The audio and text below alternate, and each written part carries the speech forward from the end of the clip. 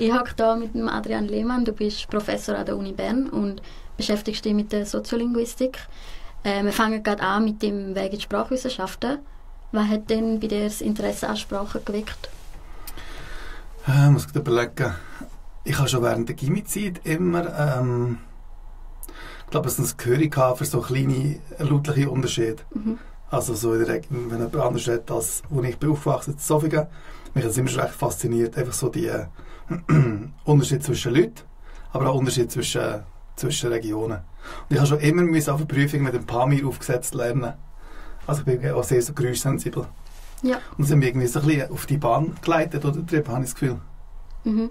Gibt es ein konkretes Erlebnis oder irgendein Wort oder so, das dir jetzt immer wieder aufgefallen ist? Oder schon bevor du dich intensiver mit der Sprache auseinandergesetzt hast? Genau, ich war sehr lange in den USA, zu Wisconsin. Und dann die sagen dort für ich sage I have been anstatt I have been für die Zeitform, als ich war. Und dann habe ich damals gedacht, das ist irgendwie komisch, dass die das so mit einem anderen Vokal sagen. Und das ist so meine erste Erinnerung, von ich aktiv war, mir überlegt, es gibt wirklich so Variationen auch in anderen Ländern. Und habe jetzt das Gefühl, das ist spannend, habe mich plötzlich angefangen zu interessieren. Ich habe noch 3 Geschwister und ich bin der zweitjüngste. Und mein älterer Bruder hat Medizin gemacht in Bern. Und dann habe ich gedacht, ich komme auf Bern studieren. Und ich glaube, viele machen das so. Und mit so 19, 20 ist noch nicht ganz bei vielen so bewusst, ich wollte jetzt unbedingt Linguistik studieren, sondern einfach ich habe gemacht, was mich interessiert. Und auch Vorlesungen besucht, die mich interessieren. Und dann habe ich plötzlich das Ärmel reingenommen. Also wirklich vom Litz machen, Lizenziat machen, zur Doktorarbeit machen, ins Ausland gehen und noch weitere Schriften machen, hat sich wie so ergeben. Das war nie eine ganz bewusste Entscheidung. Also haben wir das gemacht, was mir Spass bereitet. Dann vielleicht ganz allgemein über deine Motivation zu der Forschung. Gibt es vielleicht eine übergeordnete Frage, die dich schon deine ganze Karriere begleitet oder etwas, wo du immer ein bisschen dran bist? Die Methodenfrage, das ist eine gute Frage. Also ich glaube, Methode ist genau das richtige Stichwort. So ein bisschen, ich habe ein breites Interesse an verschiedenen Methoden. Zum Daten sammeln, zum Daten auswerten. Generell zu Sprachdaten kommen und nachher die auf interessante neue Art und Weise auswerten. Hat mich schon immer interessiert. Und ich merke jetzt langsam, nach 20 Jahren, wo ich es mache, das ist so ein der rote Faden, der mich begleitet in meinen Publikationen. Das ist wirklich so ein bisschen Methode. Ich bin sehr methodenoffen, bin offen für verschiedene Ansätze. Und mich interessiert es mehr, immer an die Worte hinzukommen, was genau passiert in der Sprache. Und man kommt, glaube ich, am meisten daran hin, wenn man merkt, man schaut das Phänomen an aus verschiedenen Perspektiven. Das machen wir mit verschiedenen Methoden. Mhm. Und dann gibt es Momente, wo die Sprache immer noch überrascht? Oder ist es jetzt eher so ein bisschen, jetzt überrascht mich eigentlich nichts mehr? Oder? Wir hatten gestern einen Moment mit unserer Tochter und mit meiner Frau. Was war es nochmal? Irgendwie braucht meine Tochter Lili immer so eine Vergangenheitsform. Genau. Sie sagt, ich habe geschnitten, anstatt ich habe geschnitten. Ja. Also meine Frau hat gesagt, Lili, musst du nicht machen, ich habe schon geschnitten. Hat sie die Form von der Tochter angenommen.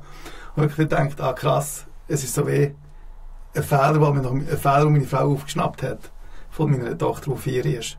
Mhm. So Zeug überrascht einen plötzlich so im Alltag. Es kommt vor allem von Jugendlichen und von Kindern, die wirklich noch ganz mit der Sprache spielen. Ja.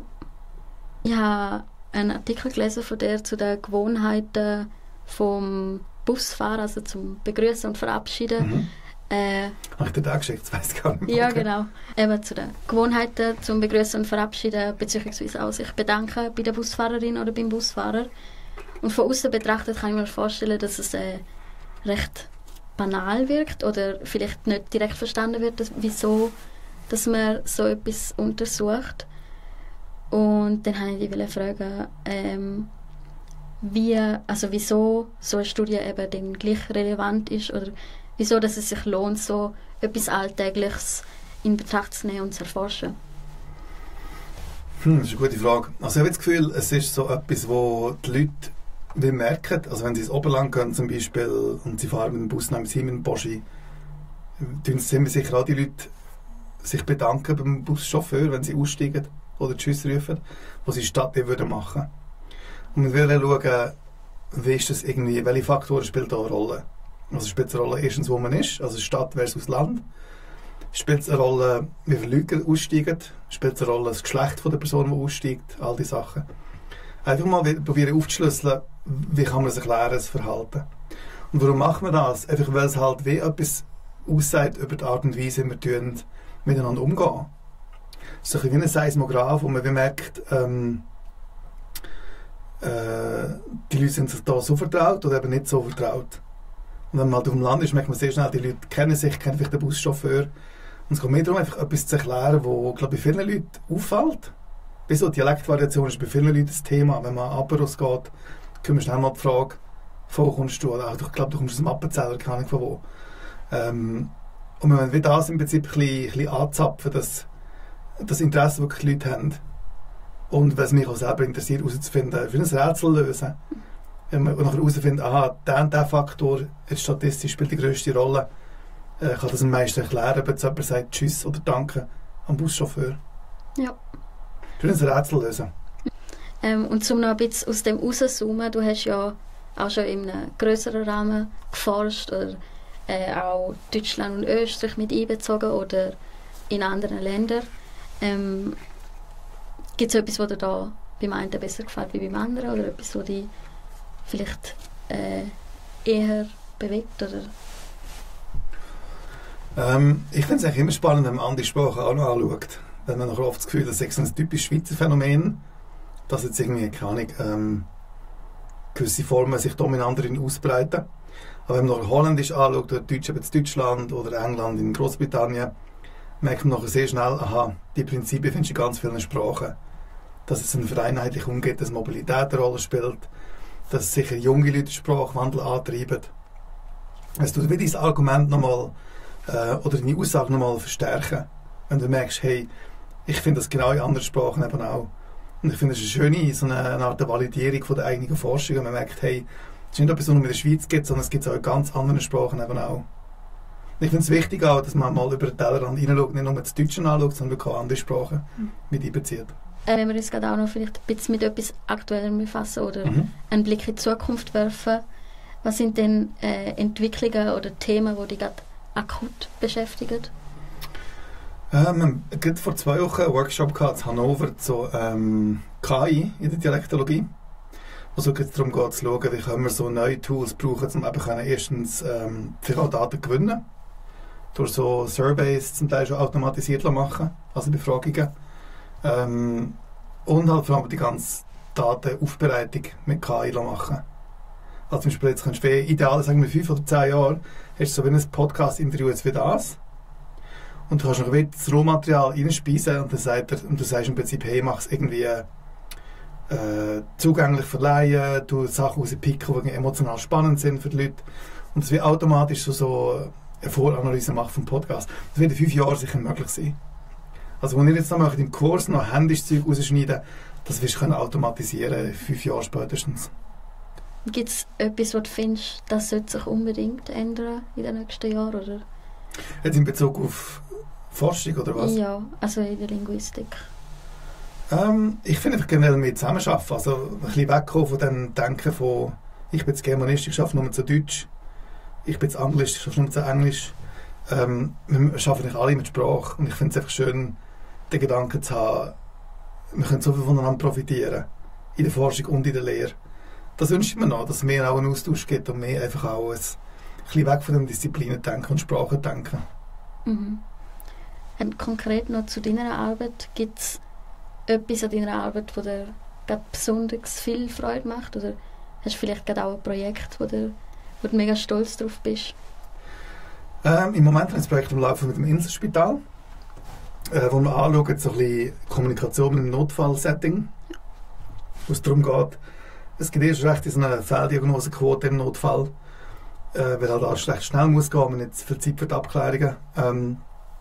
Uns interessiert, welche Rolle spielt auch die Dialekt und das Hochdeutsche. Also wenn es irgendein konkreter Fall jemand aus dem Wallis wird reingeflogen in die Insel und die Person muss nachher erklären, hey, etwas ist mit meinem Rippi passiert und die reden mit einem ganz tiefen Walliser Dialekt. Und dann haben wir nachher einen Arzt oder eine Ärztin, die Hochdeutsch redet, die sagt, er oder sie versteht es. Die Frage ist wirklich, inwiefern wird wirklich alles verstanden. Und wo geht die Information verloren, die potenziell dazu führen kann, dass die Diagnosequalität darunter leidet. Und das finde ich super spannend, weil es halt sehr ein Projekt ist, wo x Disziplinen involviert sind. Also Medizin, Rechtswissenschaften, mehr von der Linguistik, Informatik. Das macht total Spass, weil es wirklich sehr so komplementär ist. Und was machst du so in Phasen, wo du Mühe hast mit dem Projekt oder nicht weiterkommst? Ich tue gerne mit Leuten darüber reden. Also, und mir hilft es auch oft, so ein bisschen Perspektive reinzuholen von Leuten, die nicht aus dem Feld sind. Ja. Wo wir Lösungsansätze bieten können, wo ich selber nicht drauf komme. Also meine Frau zum Beispiel, die muss das auch anhören daheim. Wenn ich irgendein Problem habe, die ist Künstlerin, die hat auch Linguistik studiert mit mir damals vor 20 Jahren. Aber sie ist Künstlerin und ist auf der Bühne und die hat ganz andere Denkensweise als ich. Und das kann ihm sehr so beruhigen und so ein bisschen wie neue Perspektiven geben. Und ich suche vor allem dort Ratschläge. Genau. Hat es auch schon einen Moment gegeben, wo du gedacht hast, vielleicht hätte ich wieder etwas anderes gemacht? Ja. Nein, ich habe kurz vor der Berufung, das ist bei vielen so, sind sie so ein bisschen auf dem Überlegen, eben schaffe ich es oder schaffe ich es nicht auf Professur. Und bei vielen, die ich kenne, haben sie auch schon alternative Ideen gehabt, wo es könnte da etwas anders hingehen. Ich hatte damals noch ein Angebot gehabt, von der Forensik in Zürich bei der Polizei zu arbeiten, kurz vor der Berufung hier in Bern. Und das haben wir schon überlegt, einfach weil es halt, wie soll ich sagen, der Job hat mich sehr interessiert, aber man hat halt keinen Unterricht und eigentlich nicht wirklich Forschung. Ich tue schon sehr gerne forschen und unterrichten, von dem her, ich bin mega happy auf der Stelle und das ist ein mega Privileg, so eine Stelle zu haben, eigentlich direkt von der Haustür an. Das ist wirklich sehr schön. Du arbeitest ja mit vielen verschiedenen Menschen. Hat es bei deiner Arbeit schon Begegnungen gegeben, die dich sehr bewegt haben oder vielleicht sogar geprägt? Magst du vielleicht eine Geschichte erzählen von einer solchen Begegnung? Wir haben jetzt am Wochenende so nach der Forschung gehabt, wo es darum geht, so ein bisschen, das sind so 800 WissenschaftlerInnen gewesen, die einem breiten Publikum nicht Forschung aufzeigt. Es sind etwa 10'000 Leute gekommen. Ich finde so Events schon immer recht toll, einfach wenn man merkt, was interessiert die Leute und was nicht. Und auch da gibt es wieder Input von den Leuten, wo ich selber nie drauf komme. Also wir hatten ein Beispiel gehabt, von eine Postkarte verteilt, wo es darum gegangen ist, wie sagen wir am generischen Bonbon, am Täfeli. Ich würde sagen Täfeli. Und nachher gibt es aber einen Ort im Luzernisch, wo dem sagt Sugus. Für das generische Täfeli. Und nachher würde ich nicht erklären, warum das so ist. Bis jemand gesagt hat am Samstag bei der Nacht der Forschung, ja, weil es halt eben genau die Farbe ist von der Sugus-Täfeli, die wir da abgebildet haben bei unserer Befragung. Und so der Link, das ist ein bisschen schwierig zum Nachvollziehen, aber den Link zu machen, dass es mit der Farbe zu tun hat, mit dem Bild, das wir gewählt haben, habe ich vorher nie überlegt. Und das sind so Begegnungen, die ich finde, das ist super wertvoll, einfach weil sie halt eben Input geben, wo ich selber nie drauf komme. Vor allem wieder von anderen Schichten, die vielleicht nicht so eben tertiär so hochgebildet sind wie wir an der Uni, aber die dafür eben Gedankenwege, die wir selber nicht mehr haben, die wieder auch ganz neue Impulse geben für uns. Genau. Rückblickend, was würdest du dir selber vielleicht für einen Rat geben, jetzt gerade als Neueinsteigender in die Linguistik? Schwierige Frage.